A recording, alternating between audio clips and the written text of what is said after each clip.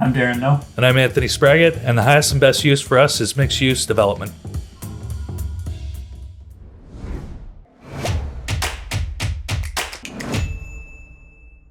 Thanks for tuning into the Highest and Best Use Real Estate Podcast, where we talk about techniques to optimize your land, structure, skill sets, and time, as well as the highest and best use principles to make your business more profitable, productive, and efficient. I'm your host, Ryan Carr, reminding you that good deals are found, great deals are created. We've got an awesome show coming up today, all about land development. We have Anthony Spraggett. Did I say that right? You got it, yeah. Okay, and Darrin Knill on the show. They are both co-owners of the Sentry Property Group. They both have a background in engineering, and they've been doing this together since 2019. Yeah, that's right. Thanks for coming on, fellas. Thank you. It's good to have you here. We appreciate the time. This is fun. So this is your first podcast. That's right. I'm so fired up about that. Yeah, we are too. We're excited. We're like nervous but excited. This is very cool. This is great. So super easy show, really casual. Okay. So typically how these shows go down, I'm going to give 3 key topics. We're going to talk about those 3 key topics, all about stuff that you're already doing. Sure. Okay. So in this case, I want to talk about your townhouse development as well as your mixed use development. Yeah. Okay. Before, during, and after. So how did it get started, right? What's happening during the construction phase? And then how do you exit? And that's it. Okay. Awesome. Right. Good. Yeah. Cool? Yeah. Oh, yeah. Love it. Tell me a little bit about yourself. Who wants to start? Okay, I'll go. Okay. So my background originally was from the business sector. I worked in technology, design and engineering, television studios and whatnot, but always had a desire to get into real estate. So I took the leap and bought a couple of properties, and then I heard about something called Rich Dad. I started going through that, realized I was doing everything completely wrong, so I kind of adapted. At the same time, my other half and I had started a networking group. And in that networking group, we started to gather a lot of people from the Brantford area, as where I met Darrin. My desire had always been to get more involved in larger properties, but I didn't have the right fit to make that happen. When Darrin and I met, there was a real good rapport with each other, so we decided to try a property or two. Kind of evolved from there. What year would this have been? 2017. Roughly. So prior to starting Sentry. Yeah. Awesome. Yeah. Awesome. Yeah. Okay. What about yourself? Yeah, and then my background, I actually started real estate really young. I was been blessed that way. But engineering background, did traditional route through school. So 4-6+ years of traditional school, get out into the real world, realized that I'm not programmed to sit behind a desk and actually do the engineering. But and it was at that point where I kind of realized that I'd heard about this whole real estate thing, did the Key Spire. So it was Scott McGovern, and then started right into my first duplex conversion. Did a bunch of duplexes, triplex, 4, and then at that time it was right around the time where we met. And then again, started a couple of projects, and then went from there. Yeah. Cool. How many projects have you guys done together since the formation of Sentry? What are we at now?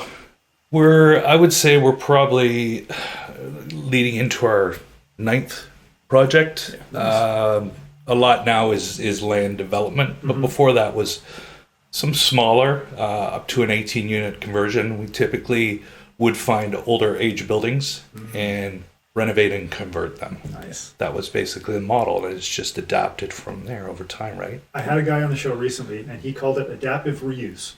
Yeah. You're taking a building, spinning it up into what you need, and then boom, out spits this new more units, new thing, updated finishes. Brilliant. Yeah. Right. Exactly. Same footprint, just fix it up inside. It's worked really well for us for that stage of where we'll still entertain buildings like that. And I love it because the permitting process is super fast. So from a business perspective, how do you guys break up who does what role?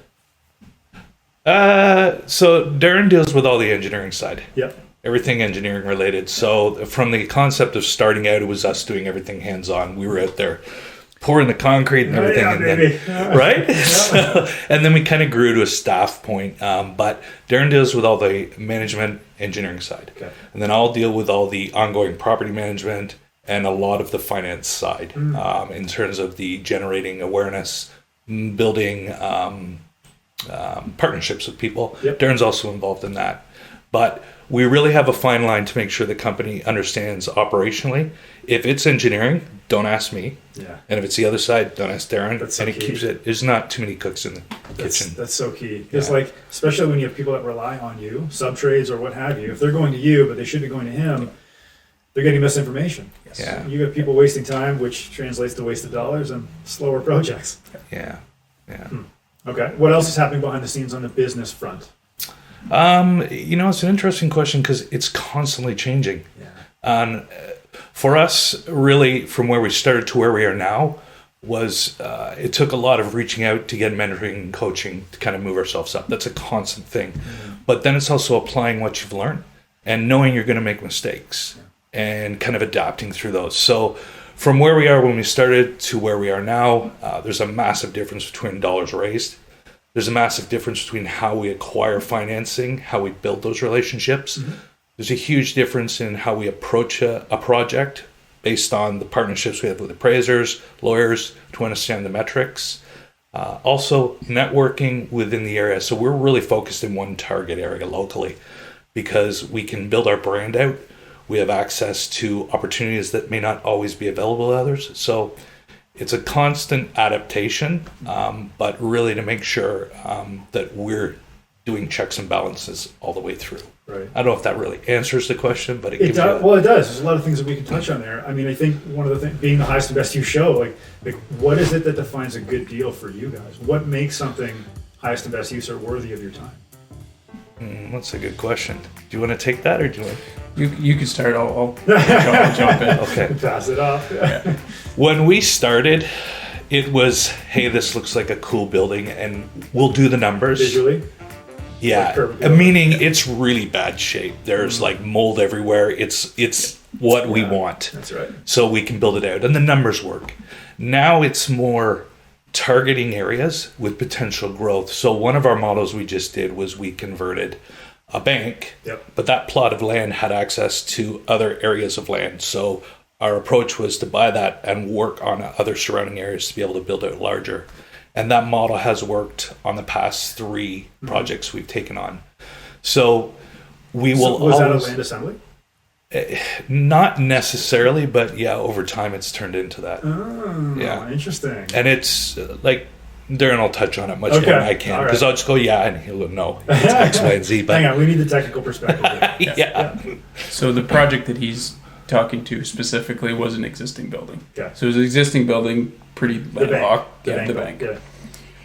Landlocked. So there was, and the projects that we're alluding to have all been mixed use. So we're focusing in downtown cores where the zoning is restricting us to, we need a commercial storefront.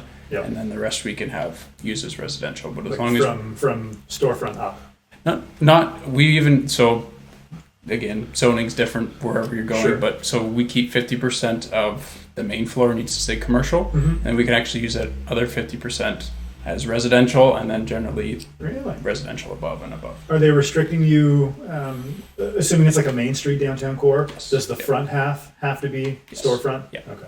So really, yeah, a lot of the times it's the front half, and then the back part we're making it an accessible unit you can roll in right off the street kind Smart. of thing. Yeah. Smart. So that one led into, hey, we met the neighbor who had a building right next door that he hadn't used for 15 years that turned into, a project where we went up 2 levels and then paired off a piece of land to expand parking. And, we pretty much own a whole corner in this little town right now. No way. Yeah. Wow. Yeah. Is zoning favorable for future use? If you said, okay, the buildings are at their life expectancy, we don't want to fix them up, we're going to smack them down and put up a tower. Is that an option in the future? Or is it too soon? I would say too soon, just because a lot of where our market is, we're in smaller communities. Okay. So we're in, some of the communities are under 10,000 people, some of them are under 50. Sure. So we're not, the highest and best use on our piece of land would be something a little, the density's there, but it's not the density of a larger city. Okay. So they're 15 units and under. Sure. That's still pretty good though. I mean, you take a bank building, for example, Yeah. adjacent to other properties, and whether it's you're tying it in for financing or whether you're tying in for common laneways between properties or like whatever's happening in these smaller downtown cores. And for perspective, this would be southwestern Ontario. Would that be fair? Yeah. Okay. That's incredible. Right? You have opportunities when you own the dirt. Yeah. When you don't own the dirt, you're stuck. Yeah, and in a way, the more you know, the harder it gets to remove the roadblocks. Like as an example, although that sounds straightforward, now you got to look at how you want to buy the property. Do you put it in the same corporation or not? Because you put it all in the same corporation, it becomes one blended lot. But what's your exit strategy? Yeah. That amongst a lot of other things, right? Interesting. So. Okay, so then your townhouse development project, would that be in the same city that you're talking about? Or can we talk a little bit further about this quasi-future maybe land assembly with all the buildings that are on it? Is there anything else to add there? I think we touched on pretty much where we're at there, yeah. Okay. Yeah. So this the townhouse project, how many units? So that one's 18 units. It's in a neighboring town, still within the same county, so to speak. Mm-hmm. That one, we're actually going through the rezoning process. Okay. So it wasn't originally zoned residential. But one of the appealing parts to us was the lot, neighboring lot, which was severed, was given approval to go ahead with rezoning. So it was favorable for us to take on the risk, so to speak, right? How did you find this? It was on Realtor. Really? Yeah. Just sitting there for everybody to see. Yeah. Just goes to show there's opportunities out there. There's opportunity. Look. Yeah. Just look. I bought half on the MLS, half private. Right? And people would never believe that you could buy anything on the MLS because now we're so conditioned to say, oh, there's no deals out there. They're out there. They are. How many days on market was this? Still relatively new because we had just realized that we were going to go into the direction and buy some land. So there was, I'd say, less than 30 days on market. Really? And in Tune, it's actually the neighboring builder that sold us that land. We've now connected. So someone that's also given us a little more insight on what's going on in that community, and he's building something different. So it's kind of a great give and take relationship. So was that person changing strategies, or why would they sell the land if they did have the capacity to do it themselves? Partnership that fell apart. Yeah, happens. Yep. Life happens. Good question, though, right? To dig deep enough to understand that. Well, sometimes people don't do that. Right. Leverage. Mm-hmm. In a good, not in a nasty way, but in a good way. Like, hey, this person has this problem. You can solve this problem, right? Some transaction of money of some sort, and you guys have yourself a piece of dirt. It's just funny on how real estate is very forgiving that way, because they had bought it with the intention to do this. The partnership had since dissolved. Yeah. We then found out that they bought it for that amount of money. We came in, and a year later that had appreciated. So. Mm-hmm. Everyone exited that deal, and it was win-win for everyone. That's good. Yeah. Where do you guys think the most money's made? Is it in the land or the construction? That's a good question. Well, I think it kind of comes down to, are you doing the construction in-house? Mm-hmm. Which we do. Okay. So we have value added there. Sure. But when we look at a project, first and foremost is the value there to buy it with the end result. But construction is a key component, obviously, in terms of what your plan is with the unit. Mm-hmm. And for us, because we work in both spaces, commercial and residential, there's obvious benefits to both sides. The challenge for us has been over the last little while with what's been going on with COVID and the market is your price per square foot has drastically increased. Oh, yeah. So, you've got that increase. What you projected as your model and your end outcome 2 years ago is not the same as it is now. So you either have to adapt your strategy. Some people decide I'm going to focus on a different strategy. Mm-hmm. So I think at the end of the day for us, I think they're both even. I think they're fair in terms of the way we look at things. Hmm. I don't think one outweighs the other, really, from our perspective. I don't know if you feel that way. I don't know. It's a big spec. I would say along the lines of what he's saying, but it's oftentimes people say, do you make your money in the buy? Mm-hmm. Or do you make it in the sell? Really, if you purchase properly, then right from the start that you have a good deal. Sure. But in the development realm, there is that many more things that could, it could turn into a great deal of everything come together. And, things could change where you adapt and it isn't as good. Not every development deal goes positive, right? Yes. Things happen. Like a lot of the way we run our financial models is to use the appraiser-based cap rate for everything. Mm-hmm. We don't assume the value of the building is what it was sold for in the market. So even our projections based on value and resale are based on appraiser-based model. Okay. That way we can hold ourselves accountable to what we're presenting from a value add standpoint. Can you break that down? How does that look? So if I was to base an appraiser-based model, and it's different in every area. So we know that the cap rate in our county went from 6 to 5.75 recently, but it'll lift again. Then an appraiser-based model uses about a 25% debt service, and on each one of those vacancies, rents, there's a percentage basis to each one of those points to get to the 25% debt servicing. Those are the models we use because we know that's what the bank's going to look at. Right. And then when we go forward, sure, if everything goes positive, it's great. But if we stick to that model, we can play a little bit more of a conservative game in terms of how we project. Okay. So then when you guys went into this deal knowing that you've got a raw piece of land, you're going to have to rezone. I assume you knew that on the way in, right? So you're going to have to rezone. When you were looking at this, were you saying, okay, if this goes really well, this could be our outcome based on the appraisal model, and if this doesn't go well, how much equity is there in this raw land that we could fall back on? So we run 3 models. Okay. But essentially the answer to your question is yes. So what we do is we run something called the perfect storm. And the perfect storm is an analysis based on 5 different projections and a negative. So a cap rate negative, vacancy negative, rental negative. There's a couple more variables, and all those projecting a perfect storm and saying, because a lot of people will say, hey, this thing's going to make you this much money. And we're that's fine, but let's look at what we project versus what could go wrong. Because a lot of people will say, interest rates are going down. We'll say, yeah, but what if 5 different variables all happen at the same time? Yeah. And you say, you're going to know, like most people plugged into the industry know within 6 months out that these things are starting to happen. So we'll project those variables. Usually we find, say a model was going to project 11%. If you run these variables, it'll project out about 4% returns. And that's kind of the average we find. But we'll showcase those numbers to people so they can see. People get stuck on, but what if? And like, if this happens with this property, it's going to happen with every other property. So tell us about the process of rezoning from the technical side. What did you guys have to go through? What hoops? All this kind of thing. So currently still going through the process, but it's we start with again, how are we going to use the land? So in this case, it was a rezone from commercial to a dense residential. So in this case, we're doing a stacked townhouse. But it's very similar to a stacked town where you'd see in any city. We're actually doing them as apartments. So in each row, there's 3 units. So we're actually doing an 18-unit stack out, 18 units in a 6-row town. Interesting. So 3 units in a stacked town. Yes. One title, multiple titles? All under the same. So we're going to hold that for rentals. Gotcha.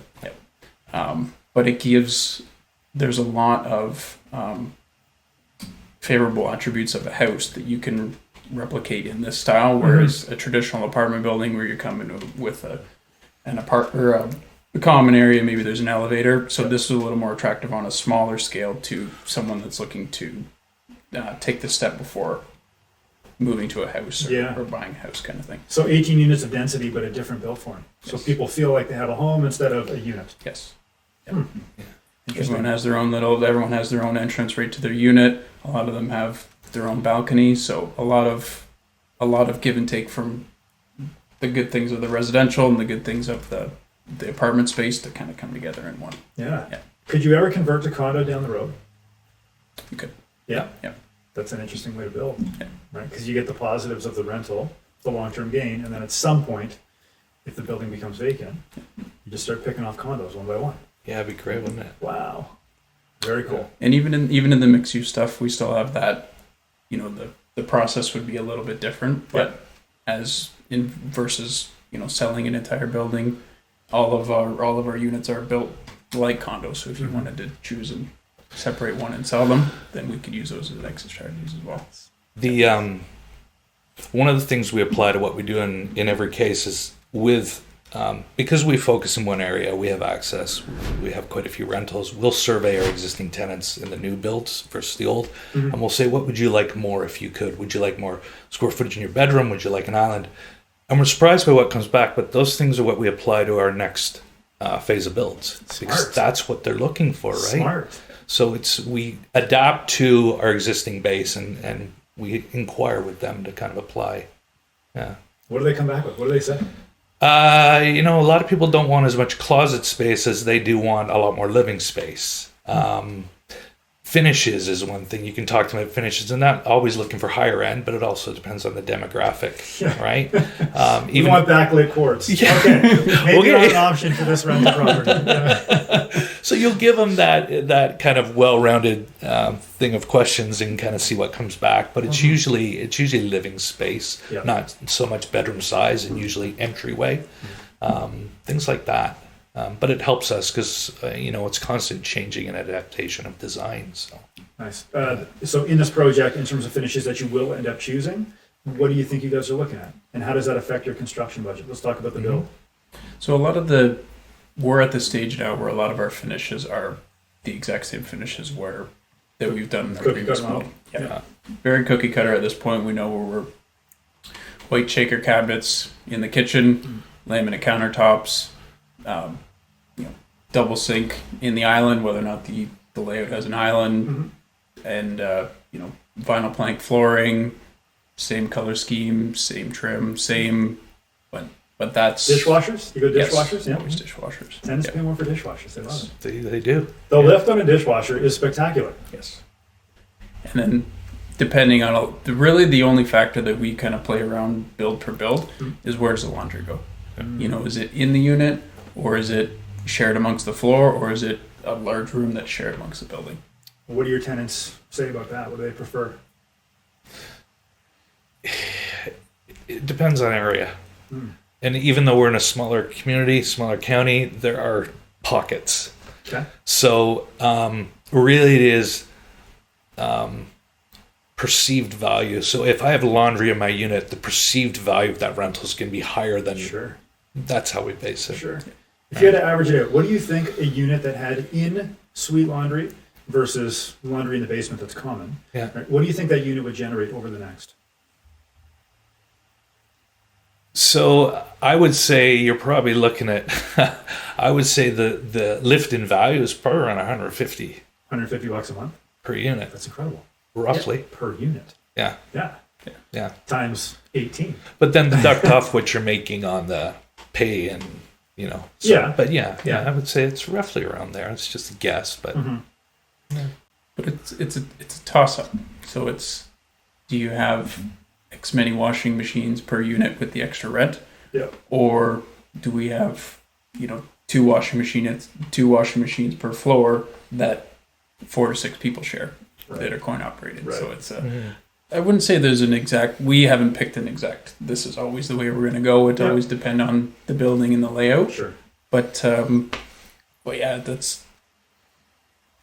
is what it is. They definitely want the laundry. 100%. Always want the laundry. Like $150 a month would probably turn into 20 or 30,000 of value lift, right? Overall, worked out by the cap rate and the NOI and all this stuff. Yeah. But it's not going to cost you that to put the laundry in. No. So if you can fit it, it would make sense. Interesting. Interesting. Okay. What else about the building would be important in this circumstance? I think a lot of things get in. From a tenant standpoint, it's location. So location is ideal because it's centered around a lot of major shopping amenities and things. Yeah. One of the cool things about where we're focused is it's got one of the lowest vacancy rates in all of Ontario, if not Canada. So typical vacancy rate is around 3%. That community has a 1% vacancy rate. And we have other buildings in the area. So I'll usually say, don't take it from us, but I can tell you that the other buildings, when we do a listing, it blows it out of the water, the amount of people that are asking per day.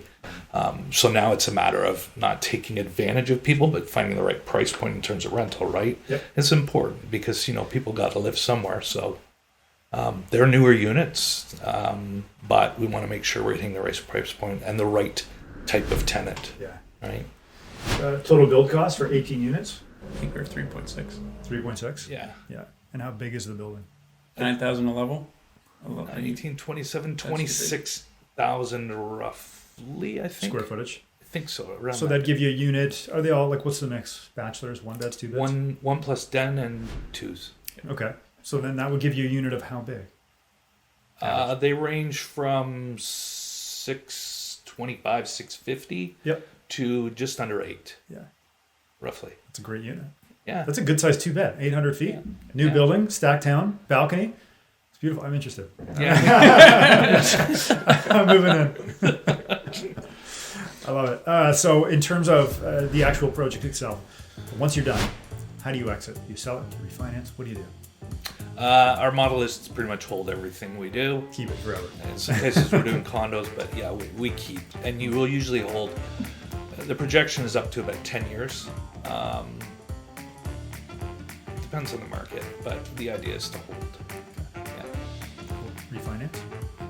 definitely. Own it cash? What do you do? Yeah, so depending on the model, but I'll say this: usually there's a refi 1 year stabilization. Upon 1 year stabilization, decide to CMHC or stay.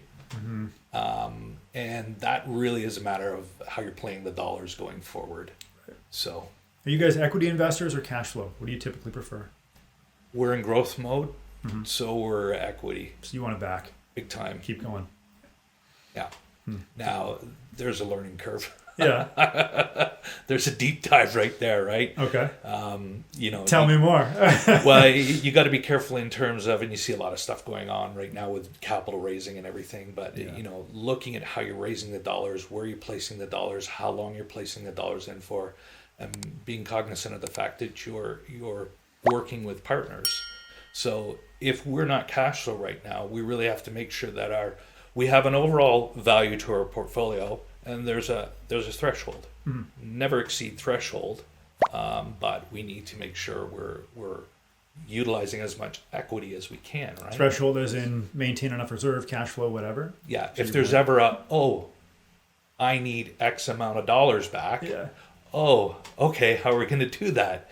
And when you first get involved in these things, you don't really factor in the consequence of that. But as you do it more and more, you start to learn.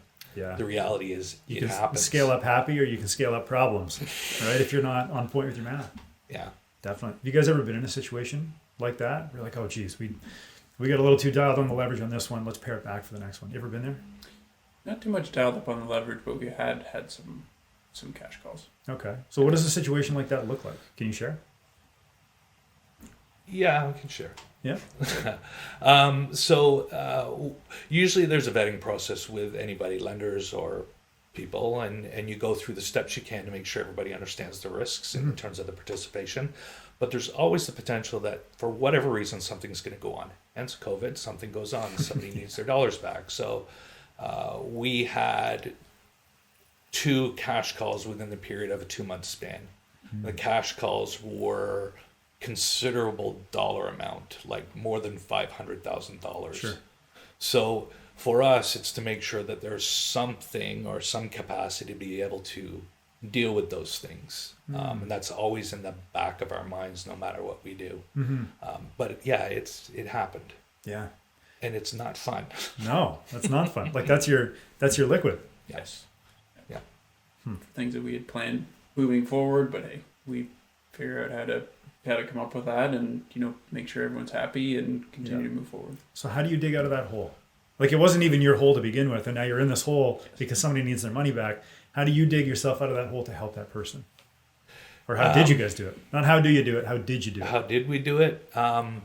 We had accessible equity through our portfolio, and we tapped into our accessible equity to make sure that we were honest to what we said we would do. Yeah. And there's no penalties or whatever to that individual. These things happen, and we know this going into this. But that's basically what we did. We said, we need time. What's your time frame? And we'll work within our means to make sure we are honest to what we committed to. Yeah. And relationship, right? Yeah. That's like, if that's not a relationship builder, getting somebody their $500,000 plus back. Yeah. Like, I don't know what would be. Yeah. Wow. The bank building, or no, not the bank building, the mixed use. Transitioning to that. So how many mixed use projects do you have on the go? Maybe we can lump them all together. So right now there's 4 mixed use projects in various stages on the go. And our portfolio has, other than 1 building, all others are mixed use. Gotcha. So with mixed use for us, you kind of categorize it as cost to build, residential cost to build, commercial, rezoning if required. But the biggest challenge in terms of these buildings is how to place tenants on the commercial side. And that's where networking comes into play, and being local and getting your name out and being able to kind of move and adapt and pivot. Are you guys building out these spaces? Or are they built to suit, or what do they look like? Yep. So they're built. So we're bringing them to a rough shell to then lease back to a commercial tenant, and quite often we're building out that space on a separate contract for them. Interesting. Cool. And that's your in-house guys. Yeah. Wow, that's a whole other business. Yeah, it's really neat. Very cool. So what type of tenant profile would you have? So a lot of the times in the for the mixed use, it's quite predominantly it's office.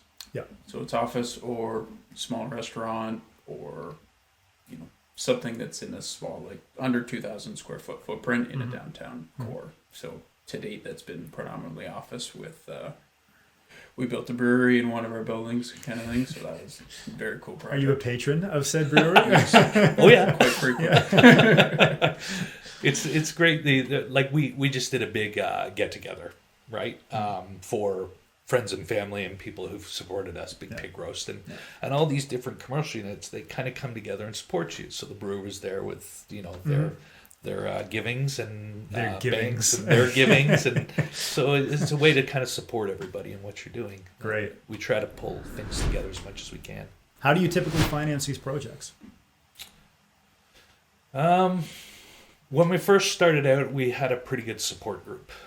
So we have the 8 lenders, and then we discover that, well, that works for a while and it's no longer 8 lenders. That works for a while. So you got to go private. And then as we did privates, we started Isn't it funny? Sorry to interrupt. As you get better and as you get bigger, you have more skills and probably more inside of you that says, yes, I know what I'm doing. But then when the lenders look at you, they say, oh, you got too much on the go. It's frustrating. Right? You have too many houses, sir. No. Yeah. Okay. Too many buildings, too many whatever.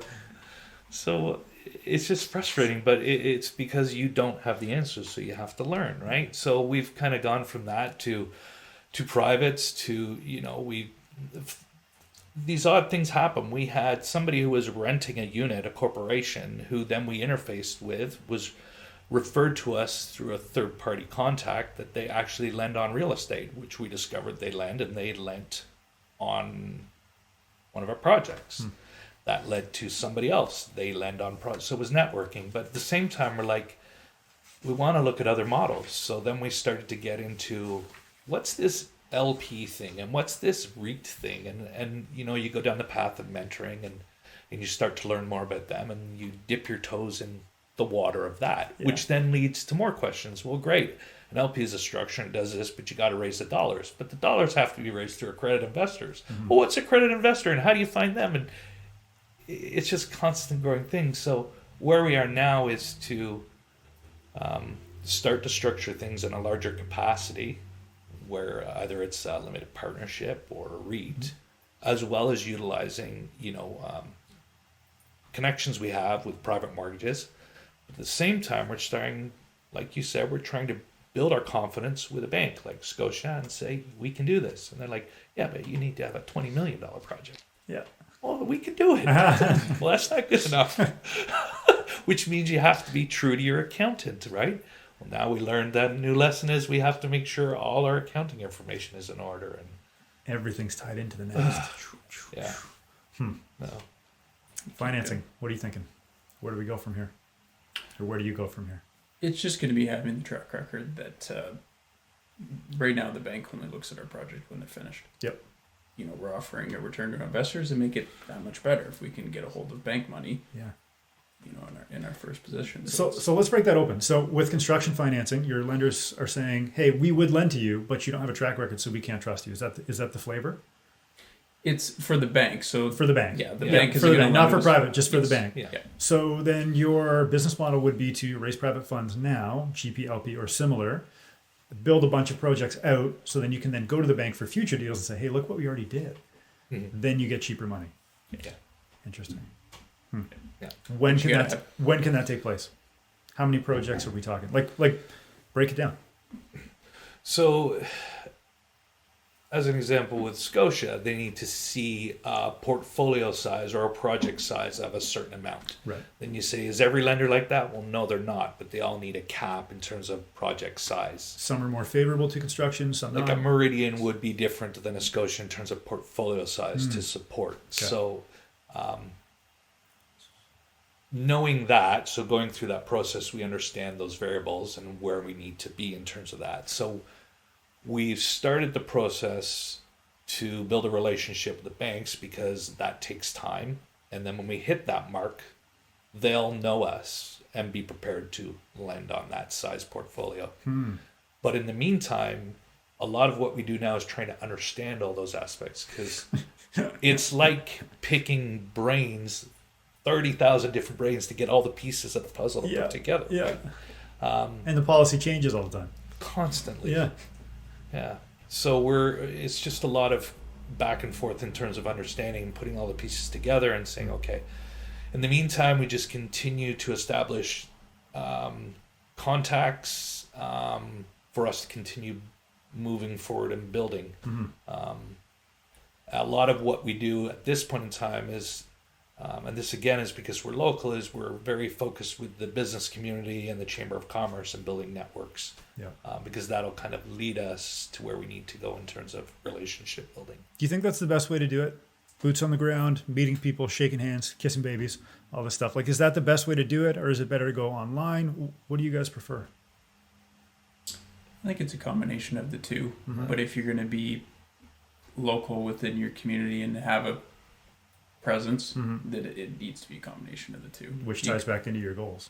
Yeah.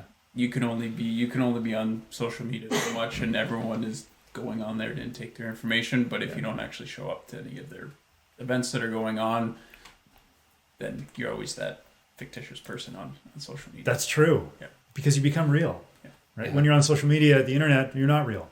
And when you actually, like, it's just like us. We're meeting for the first time today. Yeah. Right? We've seen each other online and so on. But now this has become real. You've got lots of units. You've got staff. You've got active projects. What keeps you motivated to get up tomorrow to keep going? Really, this sounds corny in some ways, but to be able to create a new home for business and community, it's kind of the model of our company, and see the community's receptiveness to what you're doing, that's huge. It's kind of empowering in a way. There's, to see people support you in your efforts, it makes you feel good about what you do. Interesting. That's why I do it. What about you, Darrin? There's definitely the community aspect, and to walk by a finished project and see someone, whether it's having a beer on the patio or going into work every day or just thoroughly enjoying their living space.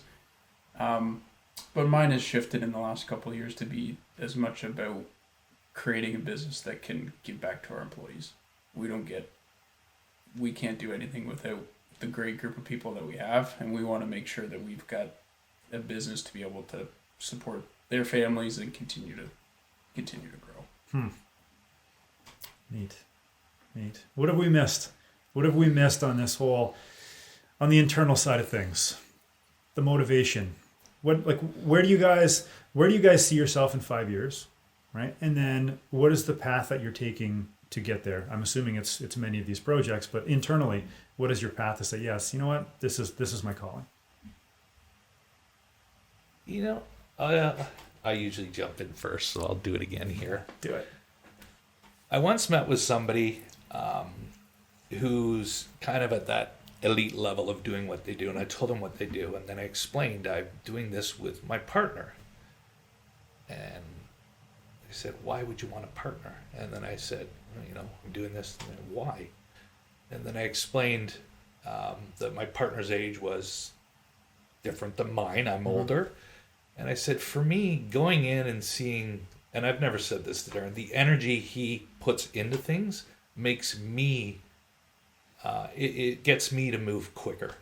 Because as you get older, you start to slow down a bit, but there's this desire to want to keep growing, right? For me, the constant ability to see there's more to things and to learn. I'm constantly looking for ways to learn, understand, and grow. That's, for me, is huge. And the element of seeing Darrin and what he does and moves through invigorates me to want to continue to do things. That's really it in a nutshell. Yeah. What about you? The fact that there's still things that we haven't mastered is what keeps me going. Oh. There's so many, like, I'm very much systems oriented as an engineer. So it's, everything needs, our systems need to be improved, and just so that things continue to operate like a well-oiled machine. But even on the higher level, and how we're financing projects and how we're building projects, just challenging ourselves on what is the newest thing. Like, we're often looking at the guys doing bigger and better as us, and we know that we can do that, and they're just people just like us. So how do we put the proper steps in process to get there? Right. So as we wind this down, I really appreciate you guys coming on the show. I know it was a trek to get here, right? And this was so much fun to be able to see the way that you two interact, and the way that you are building your portfolio, and the mixed use and the townhouse, like all this stuff. To be able to see that you guys are actually going out there and doing it is truly inspiring. So thank you very much for being here today. Appreciate the time. Thank you for having us. How can people find out more about you guys? Number one is to go to our website, which is Sentry REI. Also on social media, Sentry REI. You can email us at info@sentrypropertygroup.ca. Those are the best ways to get a hold of us. Excellent. Thank you, guys. Thank you. All right. Yeah. Thanks again for tuning into the Highest and Best Use podcast. Reminder to sign up to the book at thehighestandbestuse.com. I'm Ryan Carr, reminding you that good deals are found, great deals are created. Don't forget to like, share, follow, and subscribe, and we will see you on the next episode.